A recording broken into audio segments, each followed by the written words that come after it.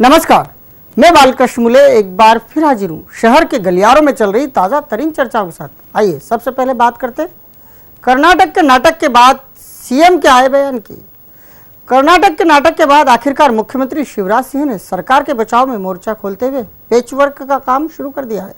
जब से कर्नाटक में बीजेपी ने मुंह की खाई है तभी से कांग्रेसी उत्साहित नजर आ रहे।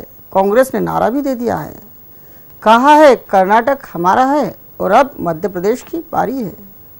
कांग्रेस की यूपीए सरकार कितनी भी विवादों में हो, लेकिन कर्नाटक के चुनाव परिणाम ने इन विपरीत परिस्थितियों में भी मुंह दिखाने और मुंह मीठा करने का अवसर दे दिया है। कांग्रेस में इस जीत से उत्साह आया तो वो सीधे मध्य प्रदेश की ओर कूच करने का मन बनाने लगी। वैसे तो चुनाव छत्तीसगढ़ में भी हैं, लेकिन कांग्रेस इस प्रदेश को लेकर कुछ खास चर्चा नहीं कर रही है। लेकिन मध्य प्रदेश को लेकर तो कांग्रेसी गलियारों में जमकर नारे बनाए जा रहे हैं और उन्हें कहीं होर्डिंग्स पर तो कभी सोशल नेटवर्किंग साइट्स पर अपलोड कर माहौल बनाया जा रहा है। जब प्रदेश के गलियारों में कुछ अलग ही अंदाज में नारे गूंजना शुरू हुए तो सीधे प्रदेश मुखिया शिवराज सिंह को कहना पड़ा, कर्नाटक की हार का प्रदेश में असर नहीं रहेगा। सीएम साहब के कहे को कांग्रेसी पेचवर्क नाम दे रहे हैं और कह रहे हैं, अभी देखो आगे होता है क्या क्या। वैसे एक बात और है, पूर्व मुख्यमंत्री उमा भारती ने भी दिल्ली में यही काम किया है। साध्वी ने कहा है, कांग्रेस को इस जीत से इतने उत्साह में आने की जरूरत नहीं है। अभी मध्य प्रदेश और छत्तीसगढ़ का चुनाव बाकी है।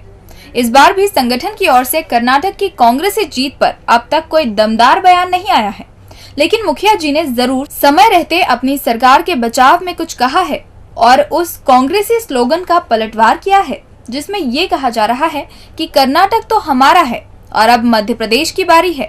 4 नंबर विधानसभा से कांग्रेसी दावेदार सुरजीत भी अब 2 नंबर के दबंग विधायक रमेश मेंदोला यानी दादा की राह पर चल पड़े हैं।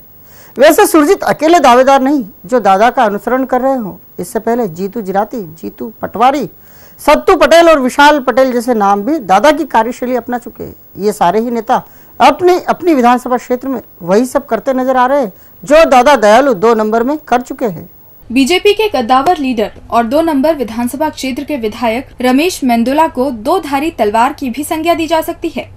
वो 3 दशक पहले एक सामान्य कार्यकर्ता से रमेश बने, फिर संगठक बने तो उन्हें रमेश जी कहा जाने लगा। कद बढ़ा तो हो गए रमेश दादा और वो अपनी विधायकी का एक कार्यकाल पूरा करते उससे पहले उन्हें उनके समर्थकों ने दादा दयालु का नाम दे दिया।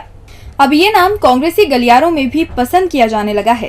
कांग्रेसी जैसे उनके इस नए नाम को पसंद कर रहे हैं, वैसे ही दादा दयालु की कार्यशैली भी कांग्रेस नेताओं को भासी रही है। दादा जिस राह पर पहले से चल पड़े हैं, करीब करीब उसी रास्ते उनके अपनों के साथ साथ कांग्रेसी भी चल निकले हैं। दादा की कार्यशैली को फॉलो करने वालों में वो नाम सबसे आगे है जो इस साल होने वाले विधानसभा चुनाव में अपना भाग्य आजमाना चाहते हैं।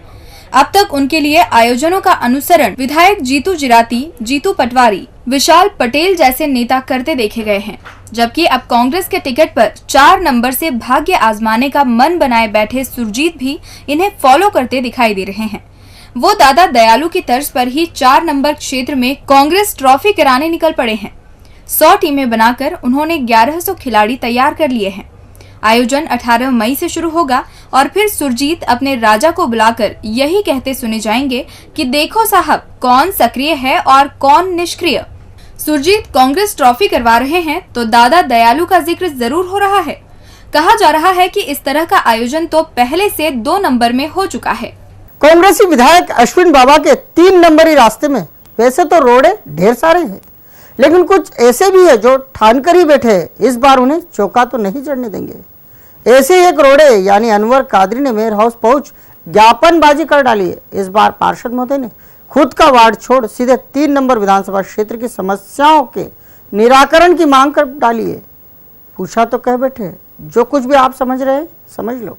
बाबा अश्विन, जिन्हें हम कांग्रेस के महाबली के नाम से भी संबोधित कर सकते हैं, वे किसी की भी मदद में पीछे नहीं रहते, लेकिन इस बार उन्हें 3 नंबर विधानसभा क्षेत्र में सभी की मदद लगेगी। बाबा के 3 नंबरी रास्ते में ढेर सारे रोड़े हैं जो अभी से बाबा के माहौल में ब्रेक लगाने की कोशिश में जुट गए हैं। बाबा अश्विन के चाहने वाले 3 नंबर विधानसभा क्षेत्र में जितने नेता हैं, उससे कुछ ज्यादा उनके अपने विरोधी हैं। कुछ पर्दे के पीछे से काम करते हैं, जबकि कुछ इस बार सीधे सीधे टकराने के मूड में हैं। बाबा की राह में सबसे बड़ा रोड़ा बनने की ख्वाहिश इस बार वार्ड क्रमांक 15 से पार्षद का निर्दलीय चुनाव जीतकर हाथ यानी पंजे का हाथ थाम चुके अनवर कादरी पाले बैठे हैं। कादरी को एक वार्ड ने नेता बनाया तो वो पूरे 3 नंबर के नेता बनने का ख्वाब देखने लगे हैं। कादरी के सपनों को हवा बाबा विरोधी ही दे रहे हैं। यही वजह है कि एक सोची समझी रणनीति के तहत कादरी पूरे विधानसभा क्षेत्र की समस्याएं गिनवाने सीधे मेयर साहब यानी कृष्ण मुरारी मोघे के दर तक हो आए। कादरी का साथ यहां इकबाल खान और मुट्ठी भर समर्थकों ने दिया, जबकि ज्ञापन में अयाज और मंजूर का भी नाम लिखा हुआ था। हालांकि दोनों नेता जमीन पर नहीं दिखाई दिए। जैसे ही कादरी ने वार्ड छोड़ क्षेत्र की समस्याएं उठाई तो मेयर हाउस के गलियारों में ही बात चल पड़ी। क्या बात है, 3 नंबरी सपना यहाँ तक ले आया। तो कादरी कह बैठे ऐसा ही समझ लो। बाबा के रास्ते इस बार ये नया रोड़ा है। बाबा और कादरी के बीच पिछले 4 साल से अदावत चल रही है। एक बार समझौता बैठक भी हो चुकी है, लेकिन चुनावी समर आते आते वो खत्म हो गई है। वैसे बाबा के राजधानी पहुंचने के रास्ते में पिछले 15 साल में इस तरह के अनेक रोड़े हर बार आते हैं, लेकिन कभी कामयाबी नहीं मिली। इस बार भी बाबा अपनी स्टाइल में मैदान में हैं। ऐसे में बाबा समर्थक तो यही कहते हैं, बहुत आए ऐसे रोड़े, हमें पता है कैसे 3 नंबरी किला फतेह किया जाता है। खंड खंड में बटे ब्राह्मण समाज के एक धड़े ने जरूर माहौल बनाकर चुनावी साल में सूबे के मुखिया यानी शिवराज सिंह चौहान के मुख से वो बात कहलवा दी है जिसकी दरकार सालों से संपूर्ण ब्राह्मण समाज को थी। लेकिन अब ब्राह्मण समाज की नेता नगरी ही श्रेय की होड़ में कूद पड़ी है। आपसी खींचतान मची हुई है और अब शक्ति प्रदर्शन की तैयारियां की जा रही है। सूबे के मुखिया शिवराज सिंह चौहान ने ब्राह्मण समाज के आराध्य भगवान परशुराम की जयंती पर शासकीय अवकाश दिए जाने की घोषणा क्या कर दी। सारे ब्रह्मपुत्रों में उत्साह का संचार हो गया। पूरे प्रदेश के गलियारों में खुशी के दीपक जले। जोरदार आतिशबाजी के साथ ही मुंह भी मीठा किया गया। लेकिन अगले ही दिन खंड खंड में बटे समाज के कर्णधारों यानी नेताओं में मुख्यमंत्री की घोषणा का श्रेय लेने की होड़ मच गई है। एक धड़ा तो दूसरे धड़े की विज्ञापनबाजी से बिफर पड़ा है। कह रहा है, देखो ये क्या कर रहे हैं, घोषणा तो हमने करवाई, फिर ये सब क्या है। जैसे ही दूसरे धड़े ने मुख्यमंत्री शिवराज सिंह के अभिनंदन की रूपरेखा तैयार की तो पहले ने भी इस राह पर काम शुरू कर दिया। अब गुटों में बटा समाज 2 अलग अलग स्थानों पर सीएम का अभिनंदन करेगा। एक समारोह एयरपोर्ट पर होगा तो दूसरा खजराना गणेश मंदिर परिसर में। दोनों ही स्थानों पर श्रेय लेने की होड़ मचेगी।